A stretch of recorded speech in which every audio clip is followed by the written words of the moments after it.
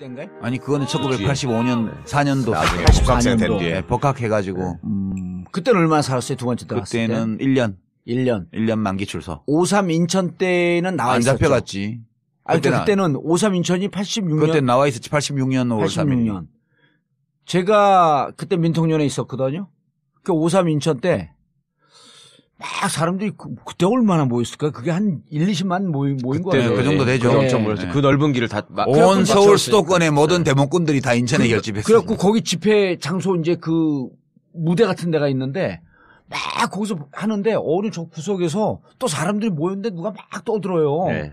그 누군가 가서 싹 봤더니 우리 유 작가님이야. 내가? 예. 내가? 현장에서 그 사람들에게 막 얘기를 하고 있는 거 사람들이 와 그러고. 나는 그런 기억이 없는데. 그런 기억이 없었어. 우리는 그 전단지 나누다가 사람들이 야, 저기 유심이냐? 유심해 그러는 거야. 몰라 나. 53 인천 현대 나왔어요? 안 나왔어요? 갔지 물론. 그때 그거 안 가면 사람이야? 그러니까 53 인천 그때 때. 다 같이 있었고 저 대학교 1학년이었거든요. 예. 그때 가가지고 뒤에서 돌 던지고 있었는데 나는 그렇죠. 유시민 그 돌이 내 뒤로만.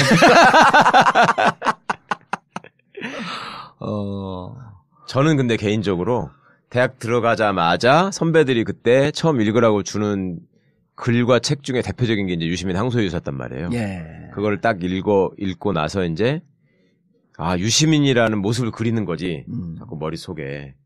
그런데 어느 순간 유시민이라는 사진을 확인하고 실망했어요. 저는 조금 더 살이 더 포동포동하고 조금 더 부잣집 아들처럼 생겼을 이미지로 알았어요. 마지막 문구가 인상적이었죠. 항소 이웃에. 그 네크라소프. 인용. 네. 예. 네크라소프가 유명해져 버렸죠.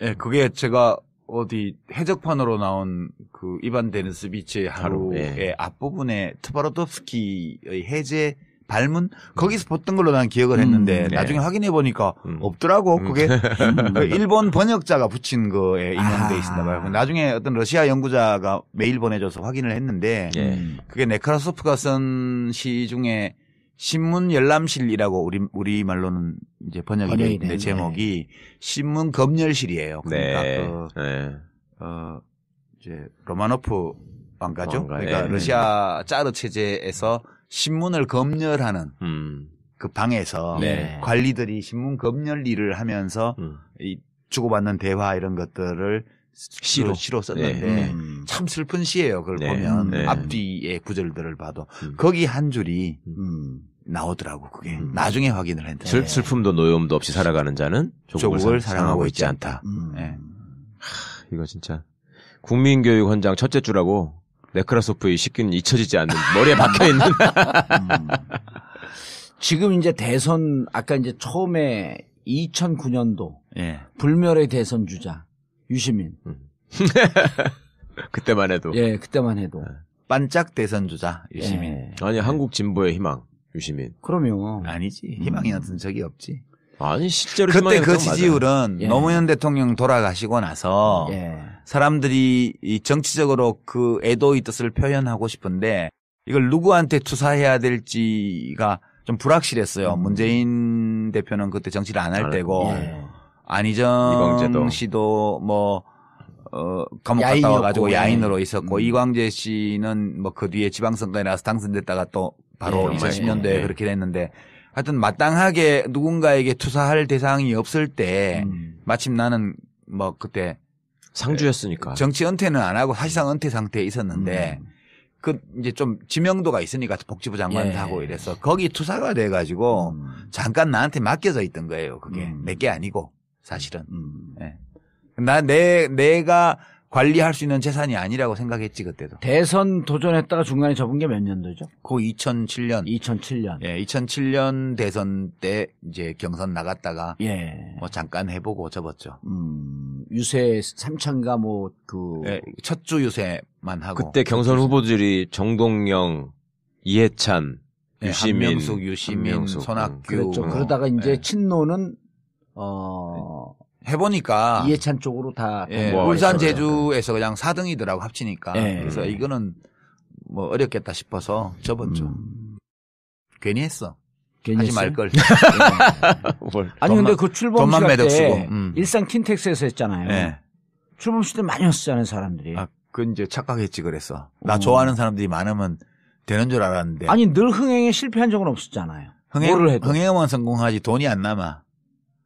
흥행은 성공한 것 같은데 돈이 안 남아. 흥행 성공 못한 것도 몇 개 있지. 아니 그때도 접을 때 돈은 좀 남았는데 계속하면 돈을 손해볼까봐 미리 접은 거 아니냐? 아니 계속해야 돈이 더 들어오는데 너무 일찍 접어서 한 3억 적자가 났지 그때. 그때 그거 갚느라고 그 뒤에 몇 년 고생했어요. 네. 주택담보대출로. 2009년도에 그렇게 지지율 오를 때 계속 그 대권 주자로 가고 싶었던 생각은 없었어요? 그랬으면 내가 민주당으로 갔겠지. 민주당에 입당을 했겠지. 근데 나는 그건 하기 싫었어요. 그래서 나 말고 다른 사람이 나서서 나한테 있던 지지율도 뭐 가져갔으면 좋겠다는 생각도 했고.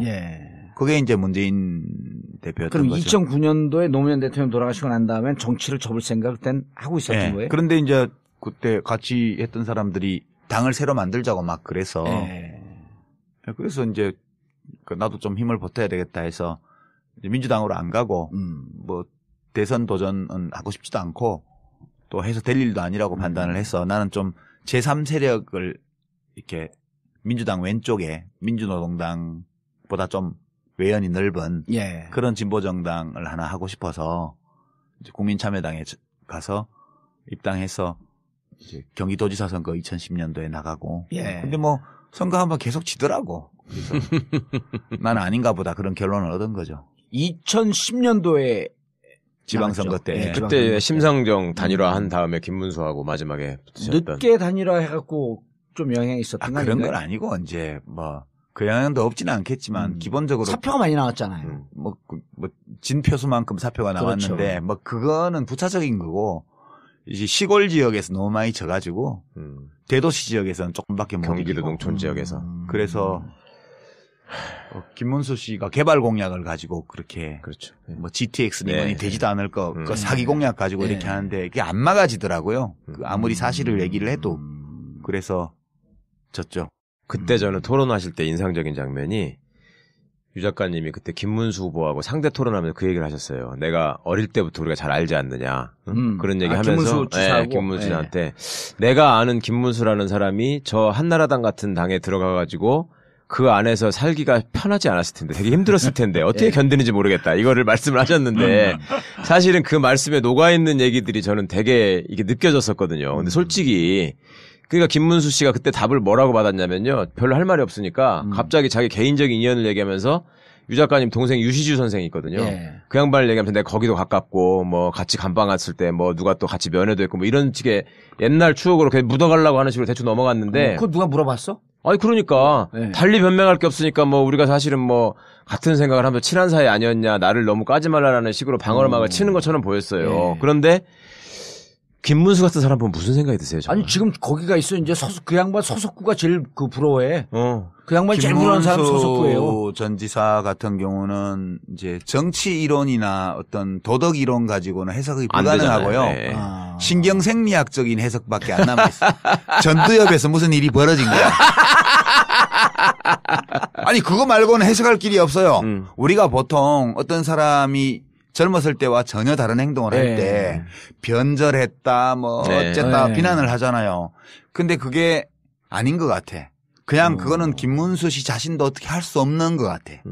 전두엽에서 왜 우리가 중2병 걸려서 아들들이 막 인간 같지 않은 행동을 하잖아요. 여자애들도 그렇고 남자애들도 그렇고 중1, 중2 때 인간 같지 않은 말과 행동을 해요. 지랄 총량의 법칙이라고 하죠. 근데 그거를 부모들이 못 견뎌주고 지랄 총량의 법칙이야. 못 견디고 이렇게 하다 보면 아이하고 정서적인 유대가 깨져서 가정불화가 생기고 그래요. 근데 꼭 참아주고 믿어주고 이렇게 하면 정말 어느 날 갑자기 바뀌더라고요. 그 김문수를 참아주고 믿어주라는 말씀이세요 아니죠. 지금? 아니죠. 이거는 그 반대의 입장이 있어요. 고문을 해라 고문을. 그러니까 인간 같지 않은 말과 행동을 하던 아이가 어느 날 갑자기 딱 인간이 돼요. 이유가 뭘 것 같아요? 전두엽 발달 때. 그 나이에 네가 사춘기 이른바 반항기를 통과하는 그때가 뇌과학으로 우리 전두엽 아니 저 얘기를 저렇게 진지하게 얘기해. 재밌어요. 우리 전두엽 전두엽 부분에서 그런 타인과의 관계 배려 이런 논리적인 맥락 이런 걸 다 관장하잖아요. 그게 아이들마다 그 전두엽 부분이 기능이 확충되는 시기가 다 다르대요. 근데 일반적으로 그게 사춘기래요. 그게 네. 뇌가 폭발하는 거야 그때. 김문수 인제 사춘기가 온 거야? 그렇지 아니지. 그 반대의 과정이 진행된 거라고 봐야지. 전 전두엽에 뭔가 그런 기능이 작동하지 않게 하는 그 예의와 염치와 일관성과 이런 것들을 지킬 수 없게 만드는 신경생리학적 변화가 전두엽에서 일어났음에 분명하다. 그러니까 그렇지 않고는 해석할 길이 없어. 이제 2달 전에 탄핵을 해야 된다고 얘기하다가 갑자기 느닷없이 가갖고 서석구하고 같이 태국들을 메고. 그러니까 우리가 김문수 씨를 비난할 게 아니고 김문수 씨의 뇌에 있는 전 전두엽에 있는 몇 번 신경세포 그걸 찾아가지고 그 신경세포를 비난해야 돼. 너 때문에 이렇게 됐다. 전에 한번 유시주 선생님은 제가 그런 글을 쓰셨던 게 기억이 나가면 정확한지 모르겠는데 택시를 타고 가는데 나 미워하지 않아. 이해해요. 그 신경계통 그걸만 미워해. 그거는 김문수라는 인격체도 어떻게 할 수 없는 변화예요. 이게 자기 자신도 좋아서 하는 게 아니야. 그냥 그렇게 되는 거예요. 그래서 우리가 그거를 그 20대 때 30대 때의 김문수하고 비교해서 그 사람을 비난하는 거는 굉장히 그건 부당한 거예요. 그 비난하는 사람이 잘못한 거라고. 그렇지. 그 지금 있는 김문수 씨를 그대로 봐주자고 우리가. 서석구 씨도 그대로 봐주잖아. 아니, 그분도 이게 전 전두엽에 문제가 생기시지 않아요? 그 옛날에 판사할 때는 청와대에 계신 분. 아니 그거까지는 내가 뭐 단정하면 그분은 원래 그런 분이었을 가능성이 많아요. 원래 전두엽이 없었어 거기는. 그거는 무슨 그런 변화가 있는 게 아니고 원래 그런 분이고. 서석구 변호사 경우는 원래 판사 시절에는 불임 사건의 일부 무죄 판결도 하고 그랬단 말이에요. 그때만 해도 전두엽에 문제가 없었어. 그때의 서석구 판사와 지금의 대통령 대리인단의 서석구 변호사를 같은 인물로 우리가 같은 자아로 규정을 하고 변질을 비난하면 안 된다고요. 그건 서로 다른 자아예요. 그냥 이름표가 같은 거지. 아니, 자아가 변하지 않는 사람도 많이 있으니까. 우리 김기춘 같은 사람도 있고. 그건 운이 좋은 거지. 전 전두엽에 아무 일이 안 생기고 지금까지 오고 있는 거 20대 때부터 지금까지 꾸준히 나쁜 짓만 하면서. 여기 봉도사도 마찬가지예요. 전 전두엽이 전혀 봉도사는 철이 죽을 때까지 안 들 거야. 계속 갈 거야. 그 우리 부모님이 포항제철에 넣고 싶어 했어요. 철 좀 들으라고. 이것도 아재 개근데 씨. 넘어가는 거야 그냥. 아유 정말. 아니 그런데 이제 제가 왜 자꾸 대선 얘기를 하냐 하면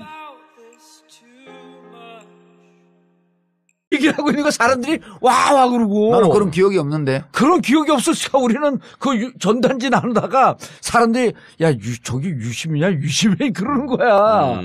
몰라 나. 5.3 인천 현대에 나왔어요 안 나왔어요? 갔지 물론. 그때 그거 안 가면 사람이야? 그러니까 5.3 인천 그때 다 같이 있었고 저 대학교 1학년이었거든요. 예. 그때 가지고 뒤에서 돌 던지고 있었는데 나는 유시민. 그 돌이 내 뒤를 만든. 저는 근데 개인적으로 대학 들어가자마자 선배들이 그때 처음 읽으라고 주는 글과 책 중에 대표적인 게 이제 유시민 항소유서였단 말이에요. 그걸 딱 읽고 나서 이제 유시민이라는 모습을 그리는 거지. 자꾸 머릿속에. 그런데 어느 순간 유시민이라는 사진을 확인하고 실망했어요. 그때인가요? 아니 그거는 1985년 4년도 나중에 84년 된 뒤에 복학해가지고. 그때는 얼마나 살았어요? 두 번째 들어갔을 때? 그때는 1년. 1년 만기 출소. 5.3 인천 때는 나와 있었죠. 안 잡혀갔지. 그때는 5.3 인천이 86년. 그때 나와 있었지. 86년 5월 86년. 제가 그때 민통년에 있었거든요. 그 5.3 인천 때 막 사람들이 그때 얼마나 모였을까? 그게 한 1-20만 모인 거예요. 그 정도 되죠. 엄청 모였어요. 그 넓은 길을 다 온 서울 수도권의 모든 대목꾼들이 다 인천에 결집했어요. 그래갖고 거기 집회 장소 이제 그 무대 같은 데가 있는데 막 거기서 하는데 어느 저 구석에서 또 사람들이 모였는데 누가 막 떠들어요.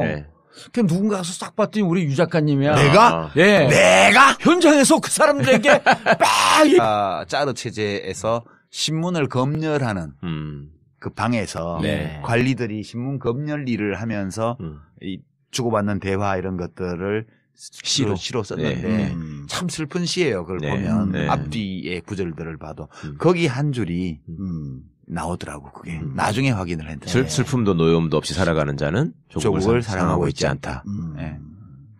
이거 진짜 국민교육 헌장 첫째 줄하고 네크라소프의 식기는 잊혀지지 않는 머리에 박혀있는. 지금 이제 대선 아까 이제 처음에 2009년도 불멸의 대선 주자 유시민. 그때만 해도. 그때만 해도. 반짝 대선 주자 유시민. 아니 한국 진보의 희망. 저는 조금 더 살이 더 포동포동하고 조금 더 부잣집 아들처럼 생겼을 이미지로 알았어요. 마지막 문구가 인상적이었죠. 항소 이웃에. 그 네크라소프 인용. 네. 예. 네크라소프가 유명해져 버렸죠. 예, 그게 제가 어디 해적판으로 나온 그 이반 데니스비치의 하루의 예. 앞부분에 트바로tov스키의 해제 발문 거기서 봤던 걸로 난 기억을 했는데 나중에 확인해 보니까 없더라고. 그게 그 일본 번역자가 붙인 거에 인용돼 있었나 봐요. 나중에 어떤 러시아 연구자가 메일 보내줘서 확인을 했는데 그게 네크라소프가 쓴 시 중에 신문 열람실이라고 우리 말로는 이제 번역이 돼 있는데 제목이 신문 검열실이에요. 그러니까 이제 로마노프 왕가죠. 그러니까 러시아 유시민. 그럼요. 아니지. 희망이 났던 적이 없지. 아니 실제로 그때 그 지지율은 노무현 대통령 돌아가시고 나서 사람들이 이 정치적으로 그 애도의 뜻을 표현하고 싶은데 이걸 누구한테 투사해야 될지가 좀 불확실했어요. 문재인 대표는 그때 정치를 안 할 때고 안희정 씨도 뭐 감옥 갔다 와가지고 야인으로 있었고 이광재 씨는 뭐 그 뒤에 지방선거에 나와서 당선됐다가 또 바로 2010년도에 그렇게 됐는데 하여튼 마땅하게 누군가에게 투사할 대상이 없을 때 마침 나는 뭐 그때 상주였으니까 정치 은퇴는 안 하고 사실상 은퇴 상태에 있었는데 그 이제 좀 지명도가 있으니까 복지부 장관도 하고 이래서 거기 투사가 돼가지고